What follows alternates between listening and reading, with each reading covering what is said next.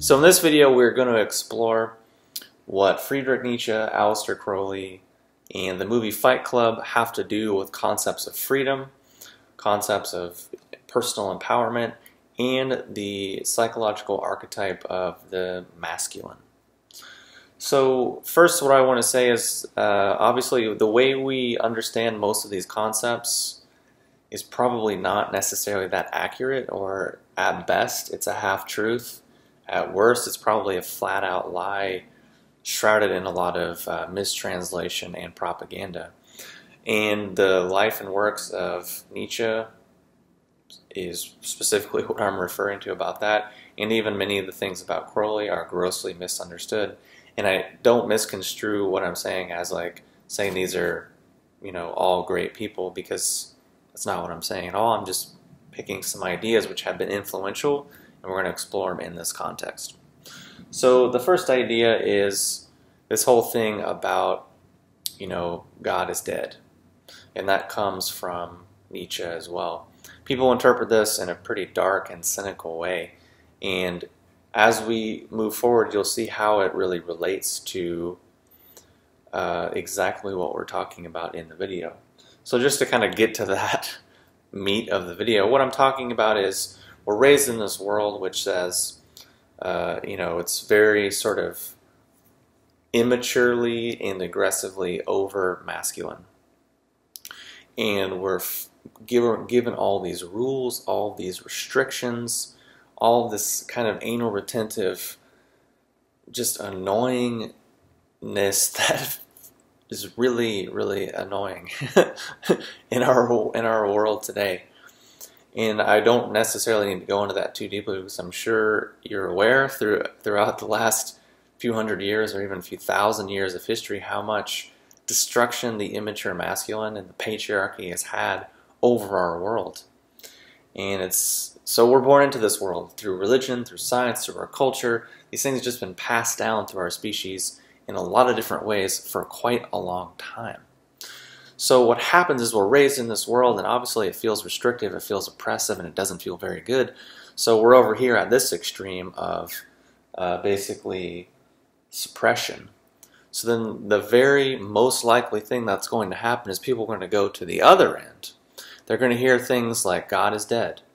They're going to hear things like, which is Nietzsche, and they're going to hear a quote from Crowley which says, do what thou wilt shall be the law. Basic idea, and love under will. And these basic ideas that people hear, it's like, well, how they interpret that is, well, whatever I love is whatever I can do, and if I can do what thou wilt shall be the law, then I'll just do whatever I want, because that's the law. And God is dead, and I just grew up in this constrictive, repressed place, so fuck all that. I'm just going to do what I want, and it doesn't matter anyways because God's dead. I was told that there's this judgmental, critical force in the universe that's going to condemn me if I don't do X, Y, or Z. Now I heard that that's dead, so I'm just going to jump on board with this other thing and maybe go to this even other extreme of just permissiveness. And if we want to look at that and take it further, people think that oftentimes that's what freedom is. People think freedom is, I'm just going to do whatever I want, whenever I want. And they imagine the perfect day is just waking up and there's no schedule, there's no anything to do, and they just get to decide what they want to do all the time. And I can say that I've lived that life, and it's not as amazing as it seems after a while. Because if you have ever had any discipline, whether artistic or creative or whatever,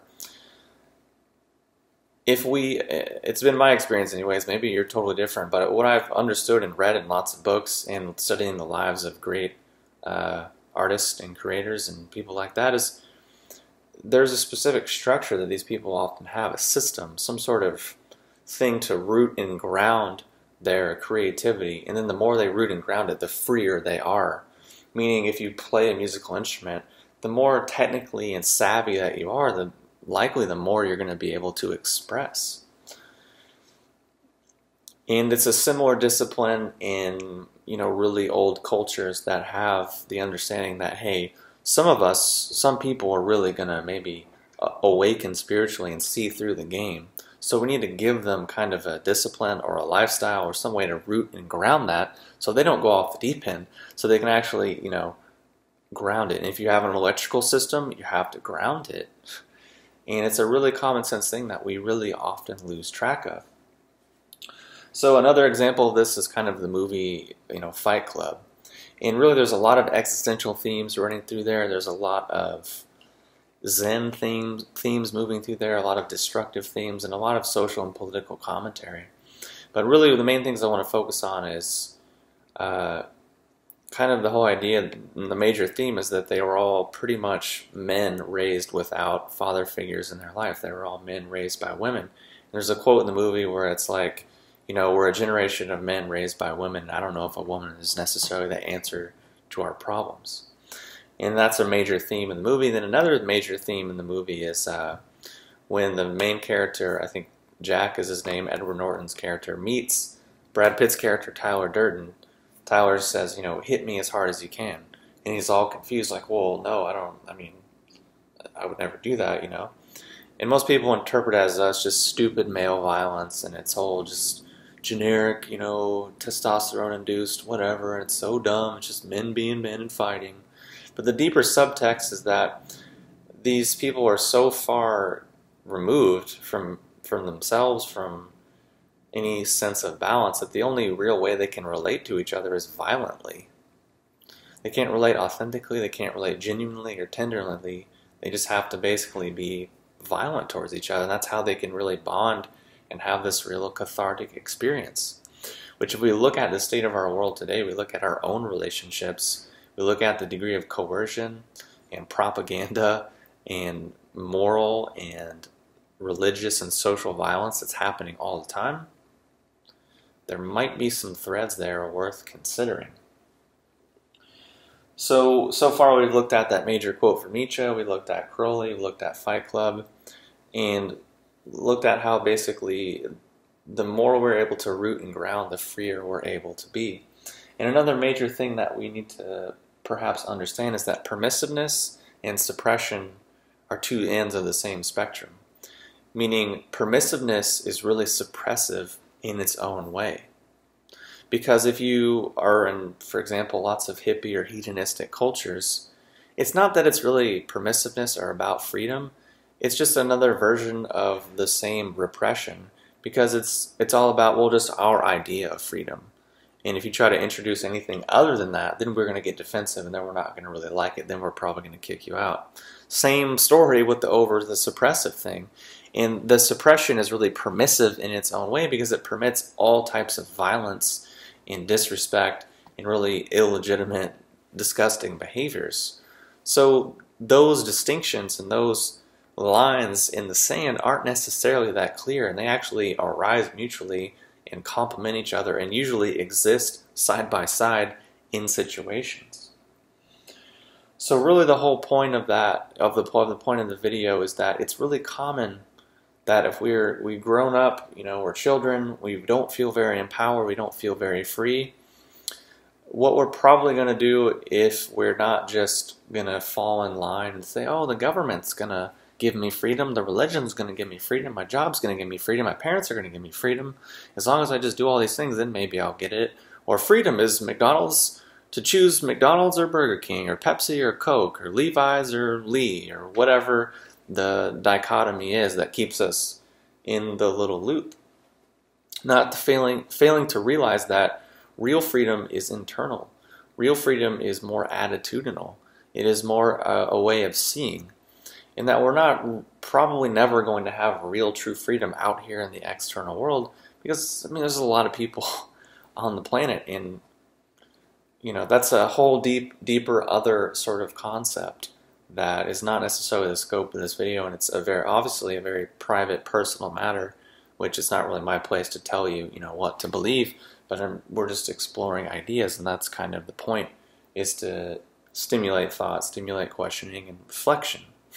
Not just believe what I say or what someone else says, but digest it, process it for your own self. And then to get back to what we were saying about Crowley, because this is a really important point, which is illustrating how people really misunderstand that. And this is also honestly why I consider quitting videos and articles and really dropping off the map entirely. I consider it probably at least once, 1 to 5 times per day on a regular basis, is because what happens most of the time is that whatever we're leaving and going into, whatever we're going into, we're carrying the baggage from the place that we just left. And you can say the right thing to the wrong person, and they might take that right information and use it for the wrong reasons. Or what I'm saying is this. People hear this quote from Crowley, they hear the quote from Nietzsche, and they don't necessarily say, well, that is quite interesting. Let me research it a little bit more and really understand the context that it's coming from and what it's really meaning, so that before I really jump on board with it. That's not happens. What people say is, we have this program, I just want to be able to do whatever the fuck I want. I'm tired of being repressed, I'm tired of structure, I'm tired of patriarchy, I'm tired of all this crap. I just want to be free, I want to be hedonist, I want to be wild, I want to just do whatever I want all the time. And that kind of narcissism and self-absorption and really imbalanced, immature, adolescent thing, here's something like God is dead, and it's like, well, fuck yeah, God is dead. That's what I've been saying all along. They hear a quote that says, do what thou wilt shall be the law. Love under will. And they're like, well, yeah, do what thou wilt. Duh, I want to do what I want. Boom. Failing to realize that what the will that these people were referring to, because Nietzsche also has the will to power, which a lot of people interpret that a lot of ways. From what I understand, what he was really talking about is that no matter how much you beat down humanity, no matter how much you suppress or repress or fuck with us, there's this will inside of us for freedom, for authenticity. There's this spark of the human spirit inside of us that will always come back, regardless. I think, at least from my understanding and my research, that's really what he meant. So, a lot of people think it's just like, will to power, I'm going to do whatever I want. It's my will to have power, so I'm going to... No, it's actually something more spiritual, esoteric, and metaphysical. Likewise, do what thou wilt, love under will, and I'm probably butchering the exact wording, but it's the general idea and how people interpret is what we're talking about. But the will that Crowley is talking about is not our ego. It's not our will to say, I was this, but now I'm that. I feel like doing this now, I'm going to do that now. It's not really such a small scale type of thing. It's basically involves a concept of our holy guardian angel, or our true will, which relates to the concepts of being an authentic person, living our dharma, living our mission. And all of these things are really getting out of our ego.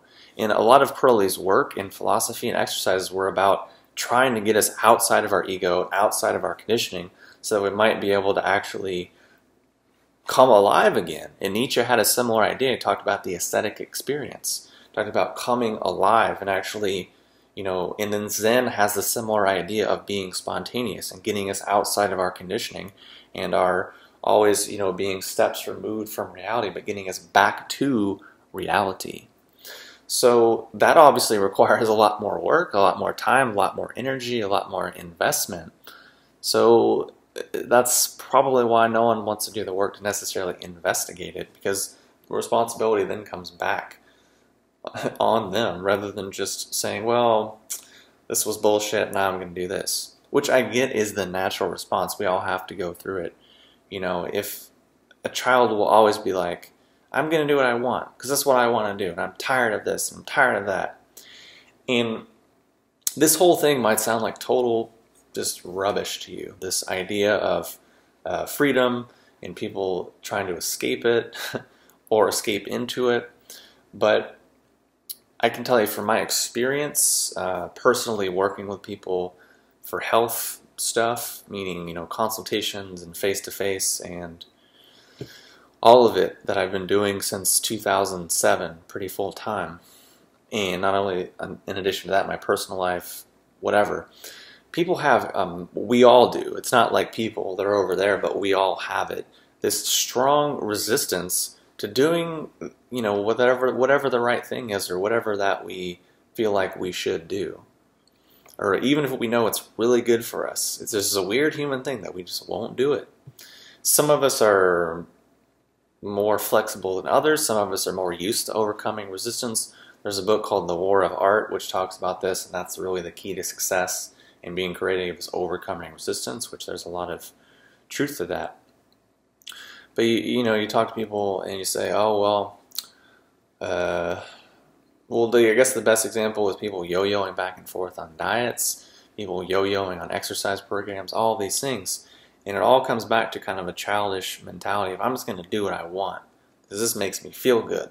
And it's about instant gratification and this whole, you know, pleasure principle, which ties into the id and Sigmund Freud and these other things, ties into the way in which our world is constructed, which is all about instant gratification. I don't want to work for anything. I want to delay gratification. I just want it now. So we get all these empty representations of that. But if it comes to someone to say, oh, you know, I want to learn, I don't know, an art form, a discipline, and then they come to the realization that, well, I'm going to have to put in some hours to get good at this.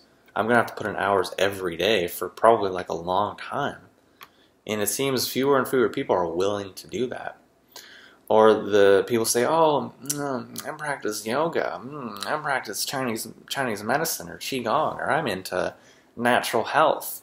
And then really what it is maybe once every few months they might actually practice it, or they might buy the books and check it out, or join the club, or buy the t-shirt, or wave the placard, or chant the mantras. But as far as actually digging in and eating it and living it, it's rare. And I can tell you from quite a few people that have internet personalities and are out there and describe themselves as X, Y, and Z. When I meet them, or when other people meet them, or just whatever, it's not always, it's not very congruent most of the time. So, which is fine. I'm not saying there's anything wrong with that. It's just the internet kind of allows a degree of removal from reality and allows people to project an image of themselves that they wish, rather than an image of who and what they really are and what they really do on a regular basis. You might say, oh, well, you're full of shit. You do that. But honestly, no. Like, this is me in real life, pretty much. I mean, except in real life, I don't talk this much because no one wants to hear this shit in real life. But I mean, I have notebooks like this that are literally just, can't see it, but it's literally just full of notes and notes and notes and notes and notes and notes for days. I have stacks of these all over the place because it's just going all the time.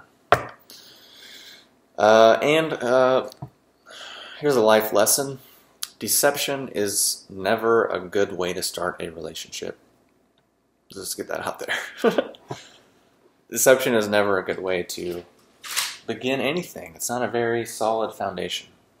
So anyways, getting back to the point, which is, look, it's totally understandable that you have to, you know, go wild and you know, do what you got to do, and that's fine, you know. But eventually, whether it's drugs, or it's sex, or it's work, or it's stress, or it's whatever extreme we have to go to, eventually we're probably going to burn out. And personally, I've been there, you know. I've smoked tons of weed. I never really drank or did anything else, but I definitely have had times of just smoking tons of weed. And then eventually you just realize this is not really going to work. Then, you know, getting into raw foodism and fasting and juicing, take it to the extreme and then realizing, nah, it's whatever. And then, you know, I can keep going. But basically arriving at, you know, eventually you reach a point of exhaustion. And then you realize, well, maybe I need to reflect and change my mode of operation a tad. So, yeah.